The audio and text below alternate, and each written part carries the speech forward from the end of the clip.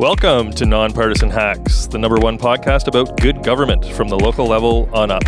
I'm Sean Wood, councillor in the city of Parksville. And I'm Joel Grenz, also a Parksville city councillor.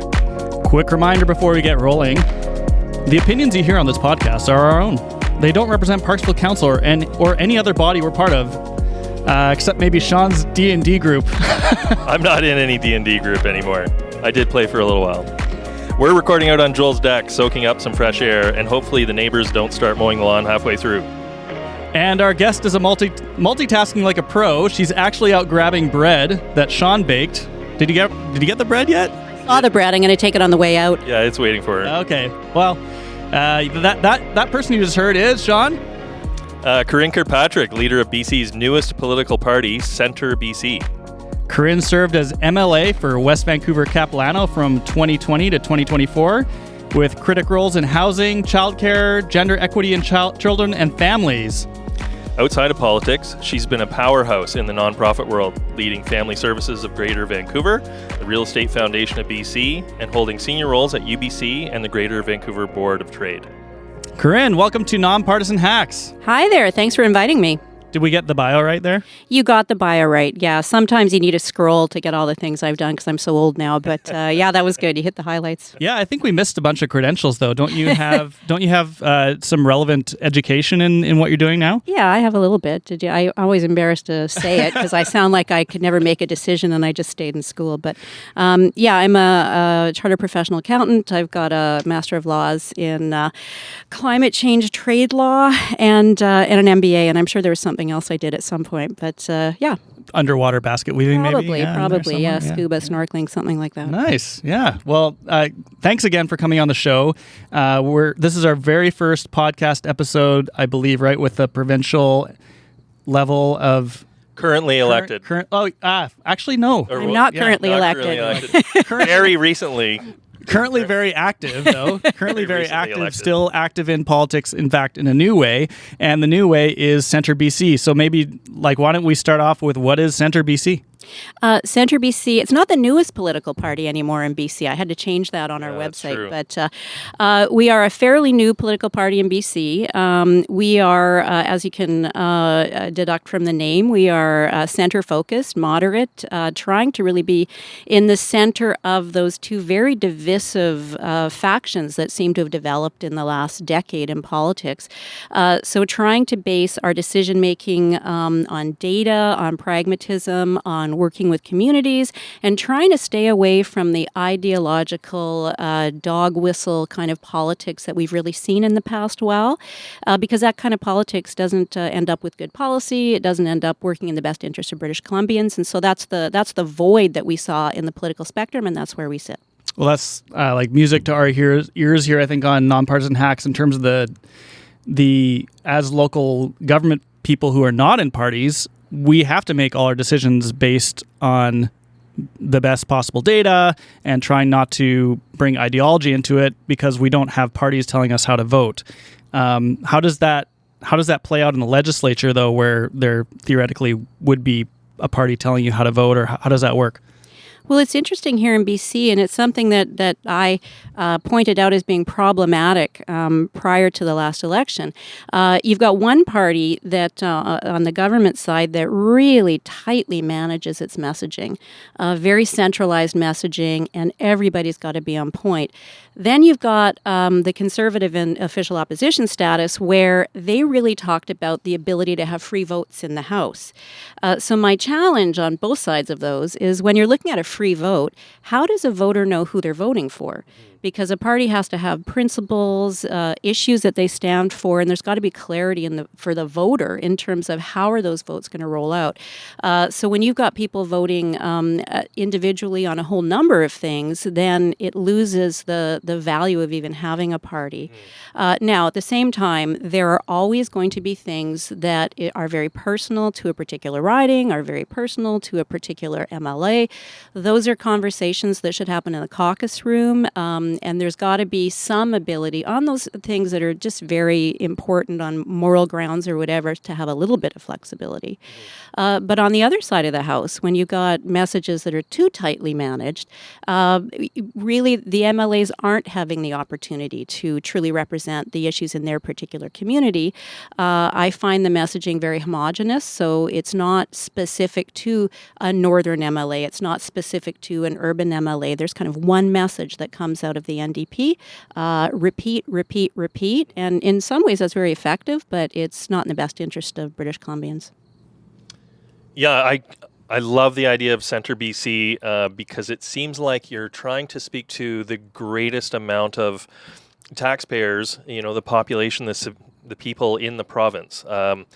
I think a lot of people want a lot of the services that the NDP provides, but they also want to be able to pay for those services. And if they think of, say, the blue side of politics, the conservative side of politics, they think of you're going to lose those services, which I don't think a lot of people want to lose very many of the social services that they get. But they also know that you want the books to be relatively balanced on the back end and not be digging deeper into a deficit. Absolutely. Well, I've always thought good government should operate somewhat like a credit union operates. So on one side of the house there, they invest in small business. They are supportive of good tax policy. They want to make sure there's a strong economy. But the reason that they do that is so that they can take that and they can invest in social services and nonprofit organizations that are doing good work in community and students and healthcare. And that's where government should be. We know if we don't manage the books well, then our debt servicing, which I think is you look at number 3 on this provincial government's financial statements in terms of expenses, debt repayment is more than we spend on the majority of the good programs that we need for British Columbians. So if you don't manage the economy and supporting a good private sector economy, we're never going to get out of that hole. And that's what's going to actually reduce the kinds of services that we need to offer British Columbians. I think when you look at your household finances as an analogy, maybe, probably would say that most people's biggest, their number 3 maybe line on their budget for their homes would probably be their mortgage. So in that sense, it is their debt. But how does that work sort of provincially? I'm like pushing back a little bit on this idea. So if there's good debt and bad debt in a sense, like a mortgage people generally consider to be good debt because you're paying down a capital asset that will appreciate in value. How does that translate though for government finances? And maybe I'll do a quick little tangent on my pet peeve is when every funding announcement is called an investment. We're investing this amount of money. We're investing this and that. And, it's always by the dollar figure. But as a taxpayer, where's my ROI? I know that investing in my own mortgage, I'm going to eventually get, pay down the capital cost and the capital asset is going to appreciate in value. Discuss. If you want to relate it back to a mortgage, a bank looks at the loan to value on the property to make sure there's no more equity there than what you're borrowing against. And they also look at your income and your debt servicing ability. So if you want to equate that to government, government doesn't have those same bumpers on. So they spend more than they bring in, and they have determined that the best way to actually increase revenue is through tax revenue, which stifles the economy. But yeah, you've got to, look at right now the infrastructure deficits. So government has to invest in things, but investing in capital projects, investing in things that can provide employment for people, that can help them pay their mortgages, that's different than just spending money without having really strict decision-making criteria. You don't just spend money because it's the popular thing right now. The polls say it's good. There's a lot talking about short-term rentals or whatever it is in the news.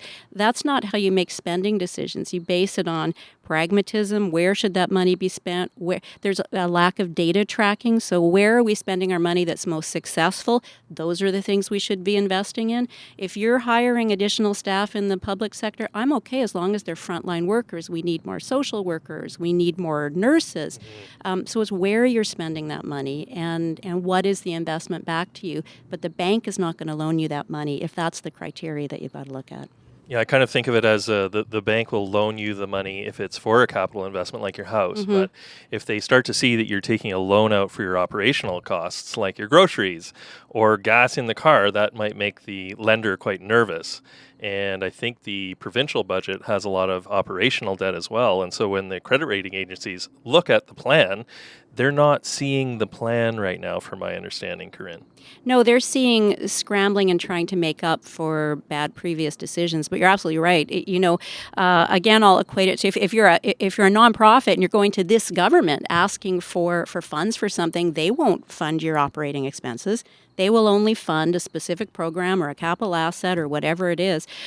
So they have a different way of managing other organizations than they do themselves. But no, they should be able to be self-sufficient on the operating costs, or they've got to look at where are staffing challenges, what are these other things we're paying for that we shouldn't be paying for. Let's be efficient. Mm-hmm. And from a local government perspective, local governments across the entire province and country, we have rules that allow us to stay within the boundaries of what we can pay for. And if we are going to borrow, then we have to go to a referendum or an alternative approval process to ask the people if it's okay if we go into debt for a specific thing like an aquatic center or something like that. But the province and the feds don't have those rules, and so they can go way beyond without going to a referendum or an AAP. Yeah, I think that is a good, responsible way that we should be managing taxpayers' dollars. There was a point prior to the NDP being in where ministers had a responsibility to balance their own budgets. Yeah, right. And part of their compensation was held back unless they were able to actually manage their own budget and balance their own budget. Under the NDP government, that requirement was taken away. And I understand during the pandemic, and there's other things that are certainly extenuating circumstances, but for me, that was a message to ministers and to MLAs on the government side is that this isn't as important. Mm-hmm. We're going to, your compensation is not tied to it. It's, so I think there is a level of a lack of oversight and responsibility and, and incentive structure though too, right? Like what is the incentive structure that places is that, okay, obviously as a minister, I've got to be very careful about my spending and, at the local government level, when we raise taxes, it's very apparent and obvious, and everyone sees that, and they know where it came from. It's a level of accountability that's not there. I'll just give you one anecdote of something that really struck me when I was first elected. And so the NDP were always yelling 16 years at us because I was part of the BC Liberal Party, and we had managed for a long time.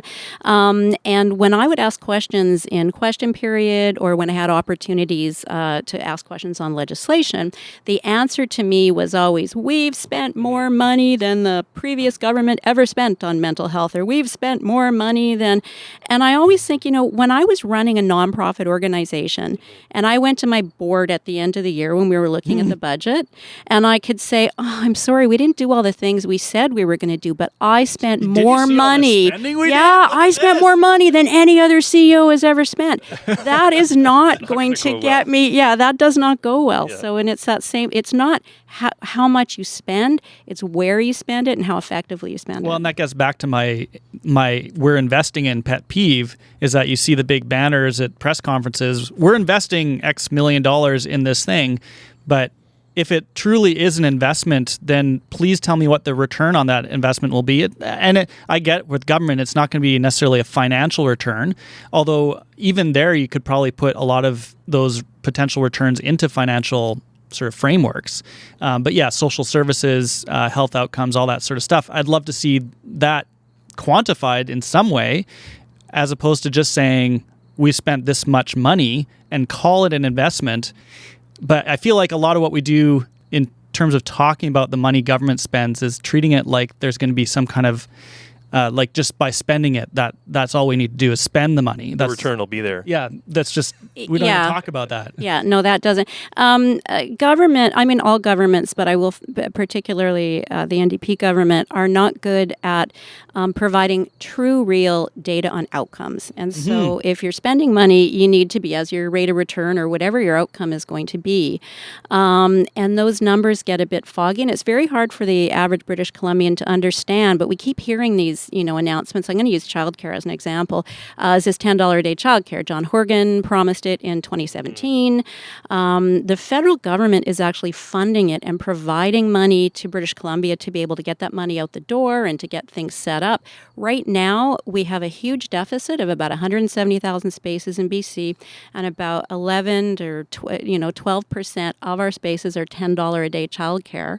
But if you hear the government, they're announcing over and over and over that they've made, this many spaces and this many spaces. So a British Columbian who is not a parent trying to find daycare will think, wow, this government has been really successful in creating these childcare spaces. And when they report a number and say, well, we've created 6,000 more spaces, they don't say 10,000 spaces went away because they were so frustrated with the inability to access this funding for $10 a day spaces. And it's the same with their housing numbers, and it's the same, double announcements on things, or they don't often report on net new. So 6,000 spaces are not per net capita, new. right? Per capita. What's the number of per capita, whatever it is, because that's the true metric. End of the day, you can have a core number. Like even if you said that the government spends X number of dollars more this year than it did 16 years ago, well, we've had a lot of inflation since then too. So what's the inflation adjusted number? The raw numbers are such a deceiving metric, right? And it's not the most transparent way of talking about this stuff. I think some of the listeners, they might lean towards more social services, and so I want to mention that when we're talking about dollars and cents, that it might come across as that we don't understand that we need those social services, that we're not compassionate when we're talking about those dollars. But dollars is what fixes a lot of the issues. And so if we're taking care of those dollars on the boring books side of things, then you have the money to throw at the problems and make them a little bit better. And if you're not doing a great job of the dollars on the back end, the boring dollars and cents, then you won't be able to provide funding for those services. Well, it goes back to my example even on the credit unions, is that credit unions are, primarily they're mortgage lenders in community. And so when they're started, 10 years ago, 7 years ago, there were some real challenges with those mortgages, and so their income went down significantly. Well, on the other side, the nonprofits all found that their grants were coming down. And so you need both sides of that equation in order to be able to invest in community. One thing, Sean, you said earlier is that we are, and I don't think you use these words necessarily, but stewarding taxpayers' dollars. But we're also responsible for people who don't pay taxes. There's a lot of vulnerable people in the community, and maybe they don't have the voice they should pay because they, or they should, not an equal voice because they're not taxpayers, and frequently not voters because they may be transient, they're having challenges with housing. But we have a responsibility to make sure that we are working in the best interest of those people as well, and the people that don't vote for us. But we have to manage it well. And what we've seen, I think, is an unmitigated disaster in how this government has handled addictions, mental health. There are so many challenges that we could be doing better. And that's, people will say, oh, it's easy to say, well, what do you mean you could be doing better? Well, one of them is just, tracking the success. I'll use addictions as an example. A lot of investment in harm reduction. Harm reduction is very important, but it's only part of the process of helping people get better. Where are the detox centers for young people? Where are the recovery centers so that when somebody has a moment of clarity and they want to seek recovery, it's not, come back in 3 months at 2:00 in the afternoon and be sober, and then we're going to be able to find you a place. We're investing in the wrong things, and we are not investing upfront in education with young people, but we're also harm reduction keeps people alive, and you need to keep them alive in order for them to, to work through recovery and detox. But you don't keep people alive just to be in a state of vulnerability and mental health challenges. You've got to support them across the board. And so when I'm talking about how are we spending our money, we need the data to say where is it. If we put our money in harm reduction, what are the outcomes of that? If we put our money in recovery, what are the outcomes of that? And it's not just about we've spent more money on mental health and addictions than anybody else. It's, well, we're not seeing the value of that money, and how do we change the way we're spending money, and we're investing in the wrong things. Well, maybe we are getting good outcomes for that spending. I don't think we really even know. And if it could be, maybe it would be worse if we didn't spend that money, but we don't know. That's the whole trick on all this is to have some numbers out there. At least I don't know. I haven't seen them. I mean, you pivoted into a very tricky subject. Yeah, I should have gone somewhere else with that one. So I don't know how much time we have to get into that issue right there. Well, today. Joel, I mean, from the city of Parksville, we have approved a 19-bed addiction recovery center downtown Parksville, and it was a really interesting public hearing where you had advocates for opening it, and you had a lot of the downtown business community were concerned about what a recovery center would look like. And if people want to watch that public hearing, it is really interesting and heartbreaking in some parts. Yeah. And we approved it, and we are still waiting for that to open. And Joel, how long ago did we approve that addiction recovery I think center that was here in 2 Parksville? years ago. So 2 years. We went through the public hearing, and we are still waiting for it to open. Yeah, it is unfortunate that there is a lot of misinformation out there in terms of what a recovery center is, what it looks like. And there's also been a lot of challenges in how BC Housing and other government bodies have managed recovery and supportive housing, because people have seen it, particularly they see what happens in supportive housing, where people are not, vulnerable people are not kept safe. I find there's a lot of women in supportive housing that are taken advantage of, and there's all kinds of challenges there, and that's what the neighborhood sees. And they don't understand that when things are done properly, and recovery actually will reduce those issues that they're having in community, it will reduce the issues in terms of safety and for the small businesses and the broken windows, and that's what we need to be doing. But people are scared because rightly so. I mean, I have concerns. I want to make sure it's going to be run well, but we need it. And that's Joel, you said, like, how do we know if we're getting how do we know if our mental health investment is working? Well, you look at your homeless count every year. You look at your emergency room admissions. You look at, your ambulance call out, and how many of those are actually dealing with an addiction or a mental health issue versus a more traditional kind of health issue, a senior or broken bones or whatever it is. Those continue to rise. Police calls continue to rise. So those are, although we're not we can track those things. We can. It's just not necessarily public, right? Like, a lot of that information isn't even put out there for everyone to see. It's true. And to some degree, it's anecdotal as well in terms of what is the cause of something versus, the outcome. Yeah. But those are numbers we could be looking at and should be, and government should be looking at. So we don't know when the next provincial election is going to be, Karin, but how does CentreBC fit in to this landscape that we are in right now? And no longer the newest party. No longer the newest party. There is one newer party here in BC. We don't know when that election is. It could be called early. Maybe it goes the full term. But tell us a little bit about how you see CentreBC fitting in to the landscape. I don't see this government going the whole term to 2028. It's too close, and when you've got the speaker actually having to vote break, that's not a healthy parliament, and that's not a healthy way to move forward. So when that will happen, I wish I had a crystal ball, but in the meantime, we are committed to building this party. We've only been able to kind of add members and issue tax receipts and all that fun stuff for 12, 13 weeks now, but we're building membership. We're building sustaining donors, and right now we're really focused on riding associations in British Columbia, because we need the infrastructure to be able to have good people in each community in British Columbia excited about what we're doing, supporting what we're doing, and helping us to build riding associations, attract people who may want to be candidates, and have myself and other people go into communities and have an opportunity to meet with people and talk about what is the centre and what do we mean by pragmatic decision making, and so that's where we are now. But my commitment, and I've got to think. Sometimes I say things and I think later, oh, well, that was a. So when we did the announcement, I said we will run 93 candidates in the next election, and I will tell you that we're going to focus on quality. Quality is a good one. Yeah. So we're going to make sure when we run a candidate, it's a good candidate, not a paper candidate, because we've seen what happens. You run paper candidates, and oh my gosh, accidentally you're almost in government. You've got a lot of people who didn't plan to be there, who aren't experienced, and but that's what we're building towards right now. And I'm excited. We've got a lot of support here in the island.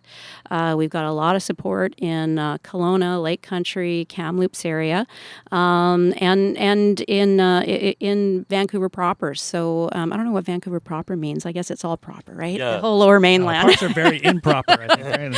Right? And Vancouver improper. we probably have some pretty savvy listeners, but for those who are listening who are wondering what a paper candidate is, it's when there's a candidate in your riding that is really just a name on paper. They're not out campaigning. They don't go to the all candidates meetings, and it's just a name that is running for that party, and they kind of run on the party name or the leader instead of running on their own name and for their own constituency. But I should add that a paper candidate is actually, there's a reason why parties put paper candidates in place because of our election rules that provide funding to political parties based on the number of votes they get. So there's a huge incentive to put paper candidates in place, because even if they hit a certain threshold of percentage of vote in that riding, then the party gets a bunch of money from taxpayers ultimately. So that's where the paper candidates come along. So it's a good way to fund your political party. Is it $1.80 or $2 a vote if you go over I forget what percentage? Is it 20%? I think it's 20% you've got to have, So if your paper candidate gets 20% in their riding, then there's a per vote subsidy. There's a per vote subsidy that every year goes to that political party. Yeah, and a reimbursement of half of your campaign expenses. Right. Yeah. So big incentive there. What about the I guess as you look to the lay of the land, the party's landscape is shifting quite a bit. We've got this new One BC party, which is kind of a break off of the BC Conservative Party, and the BC Conservative Party, as it stands now, does include a bunch of former BC Liberal, BC United MLAs. Do you have any thoughts on where CentreBC would want to go in terms of existing MLAs or former candidates, or how does the party position relative to what was BC United and BC Liberal? I'm hoping, and I know that we are appealing to those on the right who are more center thinking, I guess. So there are those in the BC Conservative Party who got themselves in the room and they're looking around saying, "This is not the party that I thought I was signing on to." And then there's others on the NDP side who we're talking to who are saying, we don't like the look of how the NDP is managing right now. There have been some decisions, Bill 15, some other things that were fundamentally offside with the principles of the party, and where is there a place that they can go? And so we're a soft landing place for people on either side of that. When we were very mindful when we put the executive together of this party is that we had representation from across the spectrum. Yeah, so we've got federal conservatives on our executive. We've got federal liberals. And what I'm most excited about is we got a lot of people who have never been involved in politics before. So this idea of pragmatic decision-making, being in the center and working for the broadest number of British Columbians appeals to people who I think have been sitting on the sidelines because they weren't sure what to do. And we've also got, the federal liberals, for the most part, have been a little bit homeless in British Columbia provincially since the BC Liberals started to tack a little bit more to that right side, and they've been parking their vote with the NDP or not voting. Yep. And again, we're the place that they can come to and find that you're never 100% with a particular party's policies, but be with our values and understand our values and principles, and that's how our decision making and policies will be made. And I think you'll find that there's a broad spectrum of people who are going to feel comfortable with us. Well, last election, there were a bunch of candidates that ran as independent candidates. Do you want to maybe touch on why that may not be a successful model for people looking for kind of a pragmatic, non-affiliated, sort of not super into the party, but more just good government type person? We had so much fun. I was one of those people. That was the most fun election I've ever been involved in, because we got to speak to people from almost a nonpartisan perspective and kind of hear. And it's like you when you're running for council. And I was knocking on the door to talk to people about me, not to talk about my previous leader and other people, which is sometimes more difficult to do.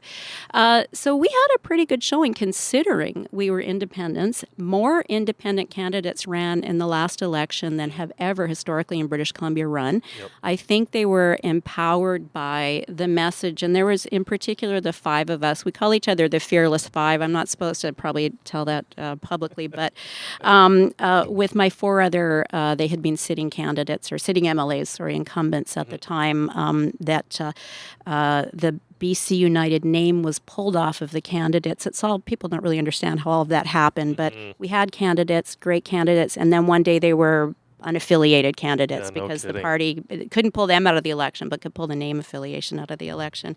But it was fun, and I was able to raise, when I announced I was running, in the first 7 days, $60,000. That is unheard of. Nice. I probably raised more money than the majority of candidates across British Columbia, but it was from all over BC. So that's where we said there's something that's resonating here. Of course, yeah. But we were also in a very polarized place. Everybody presumed Poilievre was going to be the next prime minister. There was this big blue wave that conservatives were riding on, and people were voting against something. They were voting out of fear, as opposed to be voting for a party with a vision and letting British Columbians know, where are we going? How are we going to get there? How are we going to have respectful dialogue back in government? How are we going to work together? But that was a conversation at a micro level with the independents and people we're talking to. But I had people that would say to me, oh my gosh, I want to vote for you, but I'm so scared about the NDP. I'm so sorry. I'm going to vote for the conservative candidate in the riding.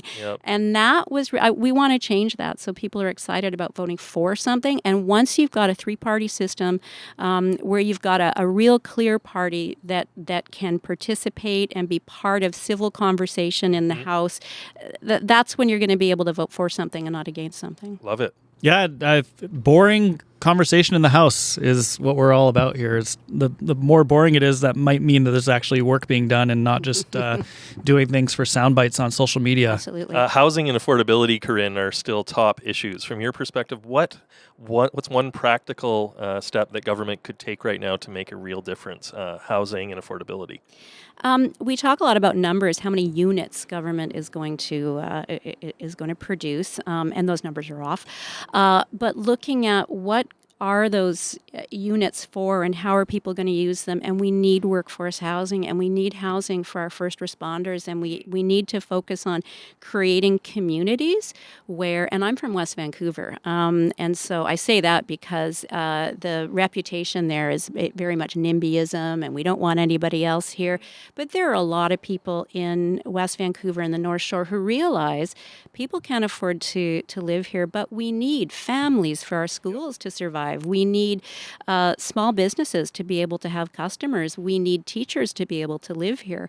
So a real push on how are we going to help create those communities, and housing is part of healthcare, and housing is part of transportation, and housing is part of so many things, is that this Bill 44, most people probably don't know what Bill 44 is, but it was this massive land upzoning across British Columbia.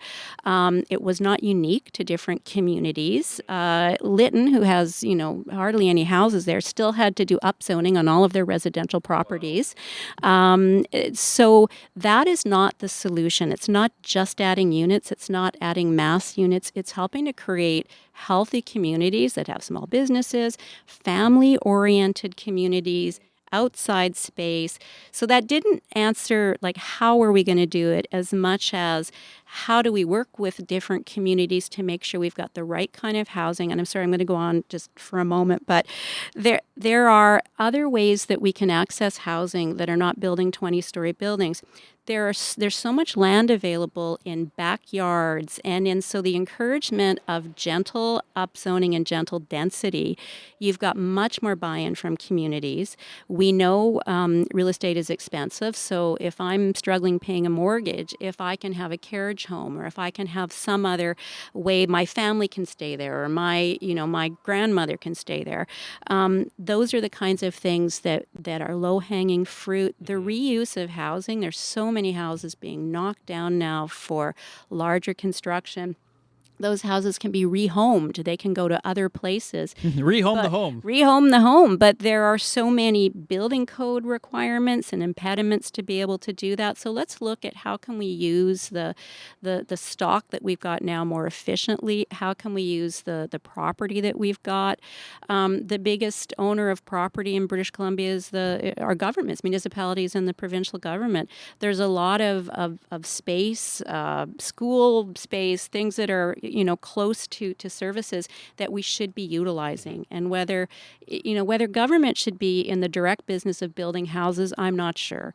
But they should be supportive of nonprofit housing and co-ops, and I love co-ops and nonprofit housing. They're such a great way for entry level and for long term and for people to retire back to. And there's lots of great ways we can help them build affordable housing. Mm-hmm. One thing I always wonder is, and I think I might have asked someone in government, but I didn't get an answer. But when the government builds housing, how much does those units cost when you're done building them, compared to if kind of the private sector built those homes? And if the homes are, say, twice or three times as expensive per unit when you're done, well, who's actually paying for those?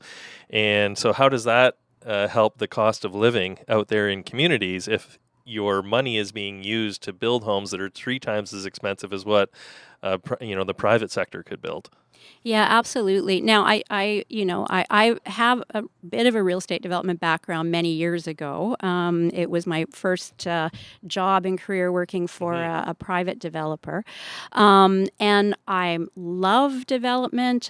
But there is a place where there can be the profit motive can disproportionately impact housing prices. Course. I mean, we see when we're starting to use it as a commodity, when we're starting to use it, that's how I bought old places and renovated them, and I didn't realize that I was building my wealth on the back of people who could not afford to buy some of these homes. And I've kind of really switched there. Sure. But I do believe you use the experts and for-profit or private developers, they are very often the experts. So how do maybe we need more P3s, maybe we need more land donations, even to private developers from government with certain guidelines on in terms of profit levels. And there's a number of different things we could do with them. But I really believe in working closely with the nonprofit sector. But I'll give you an example of where government stupidity just adds to the cost of what we're doing. I talk to a lot of the nonprofit company or groups that build housing. They get a solicitation from BC Housing for them to put in proposals. It's 300 pages long. They have to pay $100,000 up front to have a consultant come in and help them get through this thing. There's all of these, and I believe that we have to have environmentally sound housing and be responsible. But some of these step code requirements that are being put in for the nonprofit housing and parking requirements for seniors housing and some of this crazy stuff, there are ways that we can just make it less expensive by making it more realistic for the nonprofit housing providers and for the private sector developers. Yeah, when processes aren't streamlined, it gets more expensive, and someone's picking up the cost. It is, yeah. It is, yeah. Yeah, I think co-ops are a great thing to explore for sure, and that's where the government has maybe a role to play in providing land for co-ops, because that's one of the biggest costs right off the bat to start that. But once you start a co-op, they're pretty self-sustaining because you have the people who own it who are kind of all as a community keeping that place up and paying for it, but at a much lower cost than it would be if it was some other sort of form of housing, and really creates a sense of community as well within co-ops. I think it's a great way. I know many people that have lived in co-ops and really feel like they've got such a strong community from living in that kind of... Families and seniors do very well in co-ops. And I just want to clarify, there's more than one kind of co-op. So there's ownership model co-ops, and then there's society nonprofit co-ops.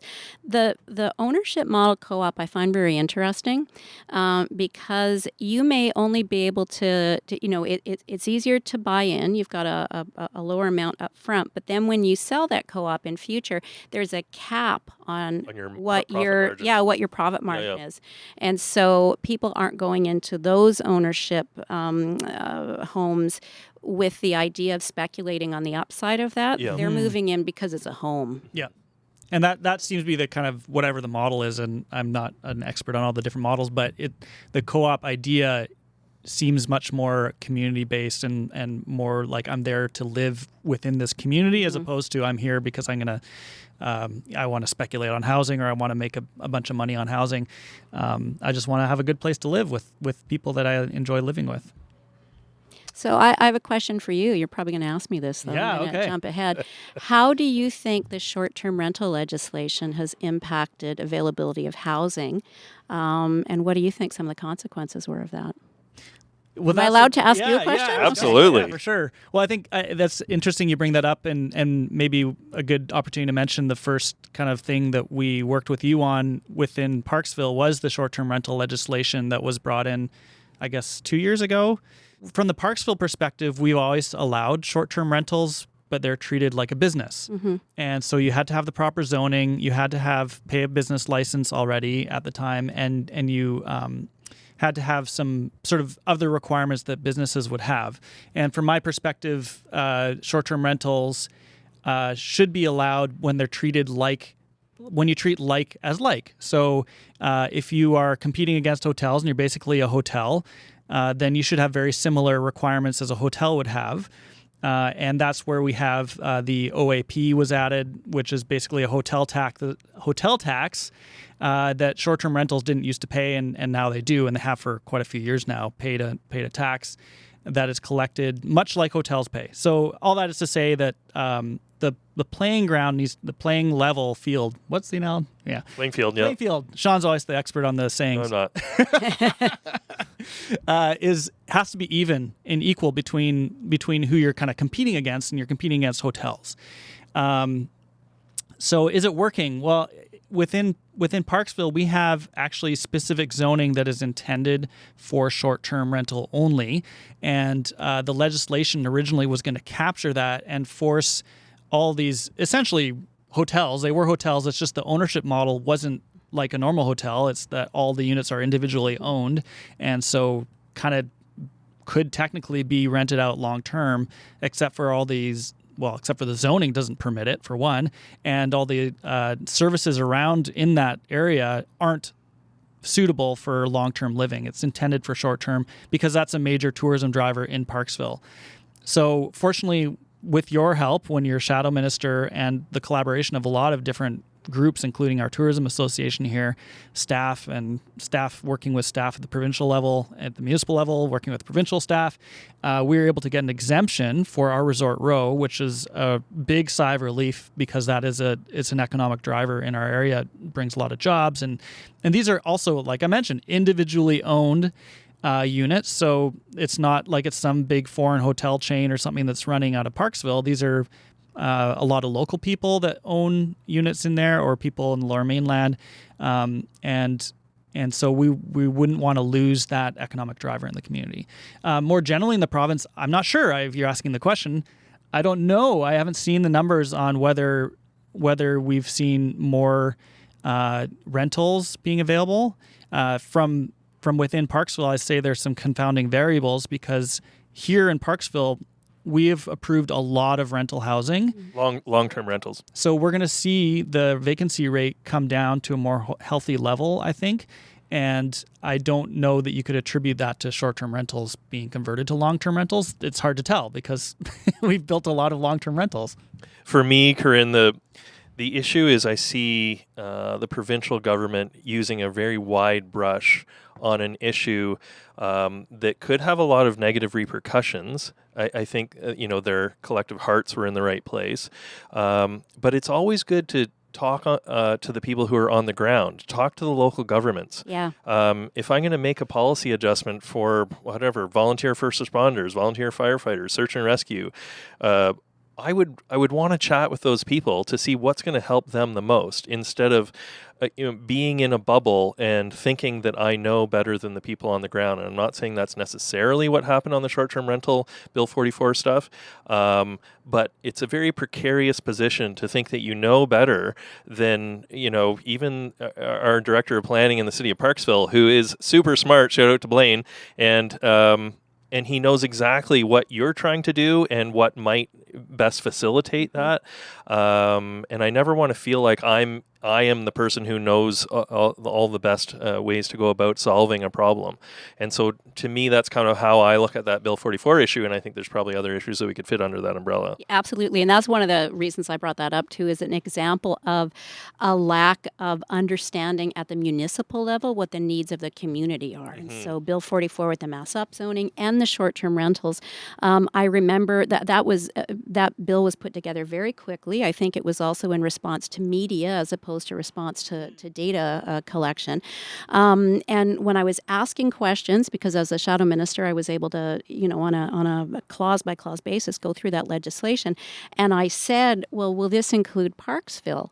And that resort drive with, Rath's Trevor and and I could see they all looked at each other, and it was like the bubble over their head was, gee, we hadn't thought about that. So the answer was, yes, of course it does. But they had not reached out and looked at the uniqueness of different communities. They also pulled the rug out from under a number of people, and they showed no empathy whatsoever. And I'll give you an example. There are, just like on Resort Drive in downtown Victoria, and this is in Kelowna and other places too, purpose-built short-term rentals. 300 square feet. Somebody's not going to live there forever.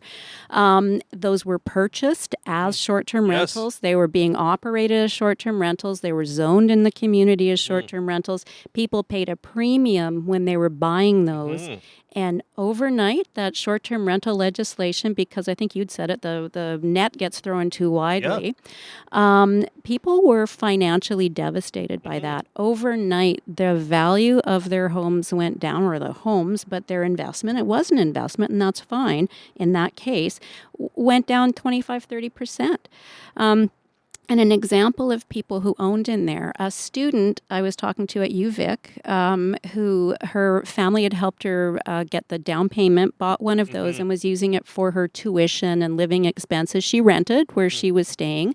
Another family who had a child with a developmental disability, and they knew long term that they were going to have to create some kind of revenue to support this young person. That's why they had one of these units. It was they couldn't afford, the student, she couldn't afford to buy a home, but this was her, foot in the door. And so the inability for people to trust in British Columbia that when they buy, especially this is, that this is a piece of personal property, private land right, is that overnight that can be changed. And the government showed no empathy when they heard these stories, and they paint with this big paintbrush that you've got people who own 50 units and they're taking these out of their rental market. They were never meant for the rental market, and the majority of people who own these were individuals, families, and this was something that was helping them. So again, just an example of kind of not creating legislation based on what certain advocacy groups are talking about, and you've got to listen to the advocacy groups because they've always got a lot of good information there. But that's not, you don't react by creating not well thought out or researched legislation, and that's an example of that, and not not working with municipalities, which is the issue with Bill 44 and the ridiculousness of that. Is that a word? When I was Checking with Sean. Yeah, check in. Who's a dictionary I'm person? not an English major. It sounds fine to me. It is now, if it wasn't. Is being in Lytton and talking to the planners and like, they can't get housing built because BC Housing does not have a program that works for them because they don't have a nonprofit housing society. This has been a year since I've had this conversation with their council. But them having to do that is just an example of not knowing or not caring about the uniqueness of a community and respecting the democratically elected leaders in that community and just telling that community what's best for them and being completely ridiculous. There were communities calling me saying, we're allowed to have, these 12-story or 6-story buildings or whatever, but in our community, our fire truck only goes up 4-story. Yeah. There's just so many other things that you have to understand a community to be able to legislate. And we will shout out thank you to Ravi and the ministry for backtracking a little bit on it, but also the phrase comes to mind: an ounce of prevention is worth a pound of cure. A little bit more homework on the front end would save you kind of backtracking and kind of save face, from possible lawsuits or whatever else could be coming down. And I just want to clarify one thing if people are listening to this thinking. First, I said we shouldn't have real estate as a commodity, as an investment. Now I'm saying that these were investments and they were. I agree with managing the number of short-term rentals when they are renting apartments and condominiums that are built and meant for people to be living in. What I'm talking about, they were not built and meant for people to be living in. That speaks to the like-for-like issue. And if you purchased a unit that is actually a commercial unit, which some of these units that now are no longer permitted to be short-term rentals, were actual commercial units, so they're paying a commercial mortgage, which costs more and is harder to get. Yes. You're paying commercial property taxes, so you're paying way more property taxes, and you're paying commercial insurance. So all these things are not. That's different than if you're buying a condo in a residential building, and now it's just being as a short-term rental. And the people that live there all the time are like, why are these people coming and going all the time? I totally get that, and that makes a lot of sense. But treating a hotel as a hotel and just recognizing that there are different models that could still be actually hotels essentially, and allowing for those to be operating as such, and then things that are really truly meant to be homes maybe stay as homes. So I'm not sure we've quite hit the balance yet, but I do appreciate that there's some adjustments have been made. And end of the day, I think we just need to be humble as lawmakers, that we need to be humble and think of not boogeymanning or othering or trying to polarize issues when governing, because that's when you actually make bad policy. So to treat people as evil investors when they actually did everything by the book, followed the proper thing, purchased a unit in a commercial building, or did all the proper paperwork and paid all the taxes and all that sort of thing, they shouldn't be penalized and vilified for doing the right thing. And that's where it gets kind of frustrating to me when governments don't see the big picture in that way and the nuance and the empathy. It was a big part of the current government, I found, and maybe they're softening this a bit, but it was attack on private property ownership. And if, heaven help you, you actually own something in British Columbia, it makes you an evil investor. It makes you, and they were really trying to create class wars and get people, and that's the divisiveness, right? Is it you're creating one group against another. We should all be working together to resolve this. We all recognize, those of us who own homes, we recognize there's an affordability issue. We've got children. We've got people we know in the community. We want to make sure our fire people and our doctors live close by us. But you can't pit one group against the other. And I think both sides of the House official opposition and government here, they try and find those issues and call out people and create these kinds of conflicts that don't need to be there. And that's just an example of how government doesn't work together and cooperatively and hear all voices. And government shouldn't operate that way, but elections always operate that way and try to polarize and try to push people into different camps. But like once you're actually governing, it's really dangerous to continue pushing on that polarization from my perspective. And I guess maybe that's having more minority governments also creates that problem, because there's always the chance of an election coming soon. And so we end up being more and more and more polarized as the plane goes overhead. Also, when I think of this issue, it also makes me think of everybody wants equity and fairness, but when you change the rules, that someone has already followed the rules up to a point, and then you change the rules, well, that's not very fair. And so I could see legislation coming in that changes the rules moving forward, but if you bought into those 300 square foot units and it's a commercial enterprise and it's kind of a hotel room and they're under these short-term rental laws, then fine. But moving forward, we see this happening in the housing market, so moving forward, we're going to change the rules to this.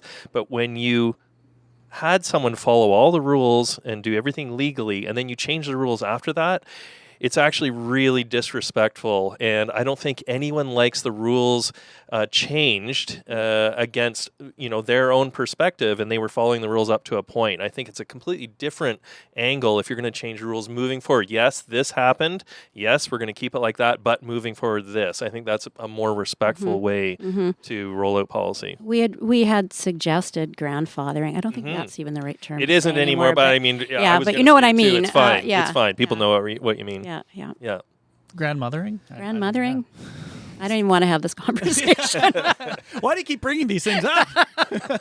We'll ask Adam Walker about it, because he's the one who mentioned to me that we're not supposed to use the term grandfathering anymore. So anyways, we know what you mean. It's fine. The term grandfather has been grandfathered in. We can use a new one moving forward. Okay, well, you'll get the emails later. Yeah, we'll get the emails.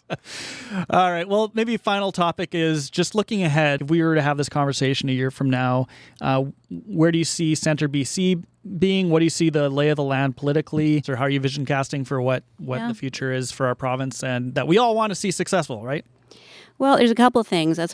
Can be a complex question, but we've really seen in the last federal election, people have kind of stepped back to think, well, maybe looking at the center is a safer place to go, because we're tired of, it's the Trump effect. We're tired of how this incivility in terms of the way people speak to each other and the kind of policies, and we're not moving forward. So there's more of an appetite right now for coming back to the center, where we're not angry and yelling at each other, and because that anger, that's all, it's this rage farming on both sides of the house, which people after a period of time are finding it stressful, and they don't want government to make them stressed out. So I think I know it is the right time. One thing I am finding that also enforces that for me is that there have been a number of community events and different things going on in British Columbia where I am actually asked to come as a leader of CentreBC and speak. And so I'm speaking, they have an NDP representative, a Conservative representative, and I get up and I speak on behalf of CentreBC. We don't have any elected MLAs in the House right now. So I believe there is an appetite out there to include us. They're looking at us as a realistic option as government. We are intending to operate and grow as a shadow opposition right now, where the opposition is abdicating its role in many ways in terms of critical analysis of policies and things happening with government, is that we can step in and we can play that role. But we need to grow, and we need to make sure we've got more members and donations. And, the only way you can build a grassroots political movement is individual donations. And so right now we are out talking and getting people excited about what we're doing and how they can get involved, and how we want to make policy, which is going out and I'm not going to sit down and write the policy for something. I'm going to go out and talk to people who are experiencing challenges in, urban or rural and remote healthcare. Who are we going to talk to before we develop those things? People can be a part of that now if they come and support and join us. But I'm excited about it, and people get excited when they talk to you about it. And so I think we have a lack of excitement. Joel, you said you want boring government. Well, I want boring government that also has fun and encourages people and makes them feel good. Well, yeah, hopefully that's what we're doing here is making government making government boring, but trying to have fun while we're doing it. And for sure. Do you want to give any sort of like pitch, I guess? This is the normal podcast thing. You can let people pitch their website and stuff. Do you want to do that? Well, I have to specify the spelling. It's centrebc.ca. Centre is spelled the Canadian way, CENTRE, BC.ca. Come take a look. There's an opportunity for you to click a button and get involved, and love a chance to talk to you or talk to your friends, and let us know how you're interested. Well, I think with that's a wrap on episode 7 of Non-Partisan Hacks. Karin Kirkpatrick, big thank you. Thank you for coming on. Thank you for talking about the province and good government and CentreBC. Really appreciate it. Thanks for sharing your backyard with me. Yeah. Karin, thank you so much for being on. You can find more episodes, notes, and ways to get in touch with us at nonpartisanhacks.com. And if you've got a guest suggestion, a good government, boring government story, or just want to weigh in on BC's ever-changing political party shuffle, we'd love to hear from you. Oh, and before I forget, yes, Premier EB, we've received your multiple requests to appear on our show as a guest, and we will get you on the show soon, so hang in there, and thanks so much for listening. Until then, take care of yourself and your community.